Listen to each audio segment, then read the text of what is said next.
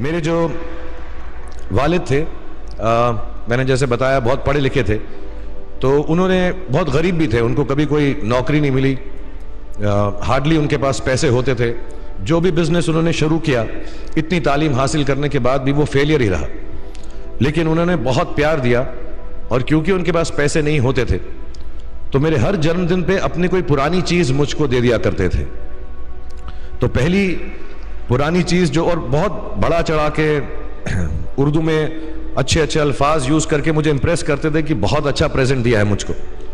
तो वो मुझे पहली चीज उन्होंने मुझे, ये मैं हर जगह पर बोलता हूँ, स्कूल के बच्चों के फंक्शन पे, येल यूनिवर्सिटी में, एडिनबरा में, क्योंकि आप लोग सब अपनी लाइफ के उस थ्रेशोल्ड पे हैं जहां से आपको कामयाबी हासिल करनी है इंशाल्लाह। सो पहली चीज जो उन्होंने मुझे दी थी, उन्होंने मुझे अपना शतरंज का सेट दिया था, टूटा फूटा सा। वो शतरंज हर रोज खेलते थे। हनुमान मंदिर के जो हेड प्रीस्ट थे, पंडित थे, उनके साथ रात को जाके मेरे वालिद जो हैं शतरंज खेलते थे। और उन्होंने मुझे कहा कि शतरंज से आप जिंदगी के बारे में बहुत कुछ चीजें सीख सकते हैं। पहली ये कि कोऑपरेशन और साथ मिलजुल कर काम कैसे करना है।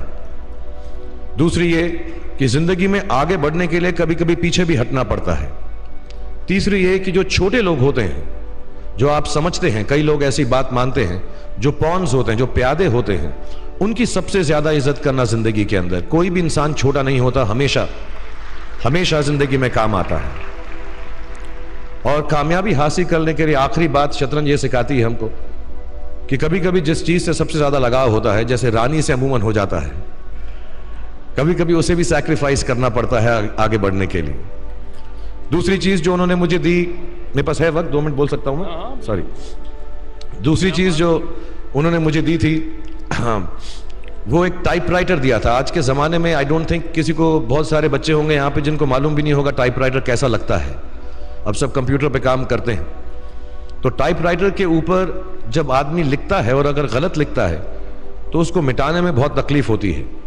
So you have to be very diligent, बहुत ध्यान से लिखना पड़ता है। हम गलती नहीं कर सकते।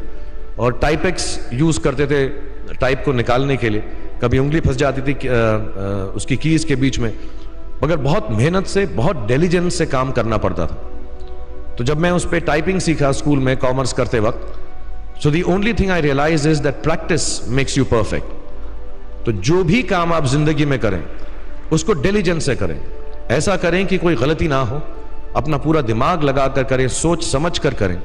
ऐसे करें कि यह काम जिंदगी में आपका पहला काम है और इसके बाद आपको मौका नहीं मिलेगा, और शायद यह काम आपका जिंदगी का आखिरी काम है, इसके बाद फिर मौका नहीं मिलेगा। So do it with that kind of diligence. तीसरी चीज उन्होंने मुझे कैमरा दी थी, क्योंकि बहुत गरीब थे, वो कैमरा चलता नहीं था बिल्कुल भी, सिर्फ उसके व्यू फाइंडर से बड़ी अच्छी अच्छी तस्वीरें दिख जाती थी, लेकिन खिंचती बिल्कुल भी नहीं थी। और इससे मुझे उन्होंने सीख दी कि जो हमारी क्रिएटिविटी होती है, हम जो भी, कभी कभी हमारी हॉबी होती है, कभी कभी हमारा उससे प्यार होता है, लेकिन हम उसको अपनी नौकरी नहीं बना सकते, अपना काम नहीं बना सकते। बहुत कम लोग ऐसे फॉर्चुनेट होते हैं जैसे मैं हूं कि जो मेरी हॉबी थी, जिस चीज से मुझे प्यार था, कलाकारी से, एक्टिंग से, वो मेरा पेशा भी बन गया। अमूमन ऐसा होता नहीं है, लेकिन जो हमारी कला है, चाहे वो पोएट्री है, चाहे वो लिखना है, चाहे वो पेंटिंग है, चाहे जो भी चीज, गाना है, अकेले में गाना है, हमारी क्रिएटिविटी जरूरी नहीं है कि दुनिया एक्सेप्ट करे। जैसे उस कैमरा की तस्वीरें दिखती नहीं है, लेकिन उसमें देखने से खूबसूरत लगता है हर कुछ, वैसे ही आपकी जो क्रिएटिविटी है वो अपने लिए रखें। क्योंकि जिंदगी में कभी ना कभी, कहीं ना कभी ऐसा मुकाम आएगा जब आप बहुत अकेला फील करेंगे।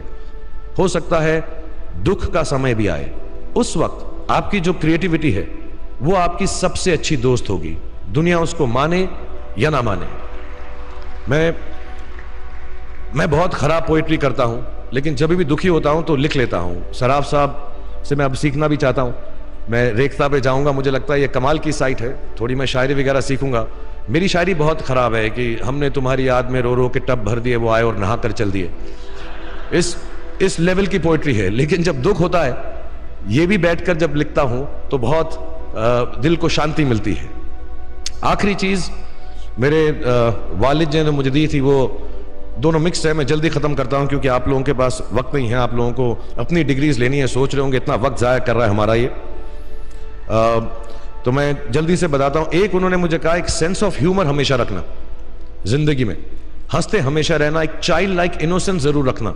जैसे एक छोटे बच्चे की जो एक इनोसेंस होती है, जो उसका दुनिया की तरफ जो नजरिया होता है बड़ा इनोसेंट सा होता है, उसमें कोई खामी नहीं होती, गलती नहीं होती, अभी दुनियावी बातें नहीं आई होती, तो वैसे ही रखना।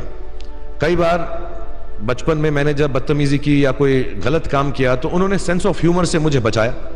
और जिंदगी भर अगर आप अपने ऊपर, अपने हाल पे, दुनिया पे, क्योंकि लोग आपसे हर कोई बात कहेंगे, अच्छी बात भी कहेंगे, बुरी बात भी कहेंगे, क्योंकि लोगों का काम है कहना। अगर आप उसको एक सेंस ऑफ ह्यूमर से देख सकेंगे तो जिंदगी जो है बहुत बेहतर रहेगी। And last not the least, what my father gave me, what my mother gave me and what your parents have given you, आपके जो पेरेंट्स हैं जो आपको दिया है, वो सबसे बड़ी गिफ्ट है, गिफ्ट ऑफ लाइफ। जिंदगी की जो जिंदगी एक खुद ही सबसे बड़ा तोहफा है हमारी जिंदगी, और उसको वैसे ही ट्रीट कीजिए।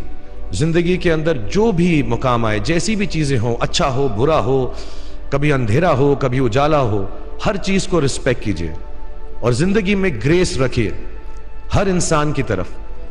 हर इंसान जो भी आपसे जो भी बात करेगा वो अपनी मुसीबत के हिसाब से करेगा, अपनी हैसियत के हिसाब से करेगा, कभी गलत बात भी बोलेगा, ऊंची बात भी बोलेगा। जब आप काम करेंगे, जब आप बड़ी बड़ी कंपनीज के अंदर नौकरी हासिल करेंगे, आपका हमेशा झगड़ा रहेगा, जो मेरा जूनियर है वो ऐसी बात करता है, मेरा सीनियर जो है ऐसी बात करता है।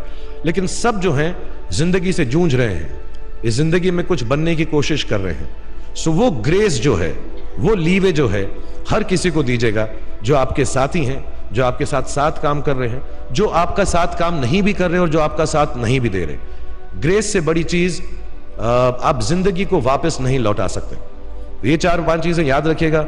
याद रखिएगा, नहीं रहे तो कोई बात नहीं।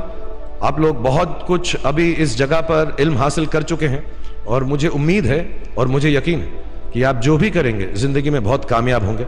और फिर से मैं मौलाना आज़ाद नेशनल उर्दू यूनिवर्सिटी का शुक्रिया अदा करना चाहूँगा कि मुझे यहाँ पर बुलाया, आपसे मुखातिब होने का मौका दिया।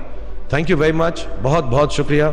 और आप, मुझे मालूम है कुछ टीचर्स जो होंगे यहाँ पर बैठे होंगे जो आपके फेवरेट नहीं भी हैं, जो बहुत स्ट्रिक्ट होंगे, डांटते भी होंगे आपको, उनको सबसे ज़्यादा याद रखिएगा जब आप इस यूनिवर्सिटी से बाहर जाएंगे, क्योंकि जो सबसे ज़्यादा टीचर आपसे स्ट्रिक्ट थे वो एक्चुअली सबसे ज़्यादा आपसे प्यार करते थे।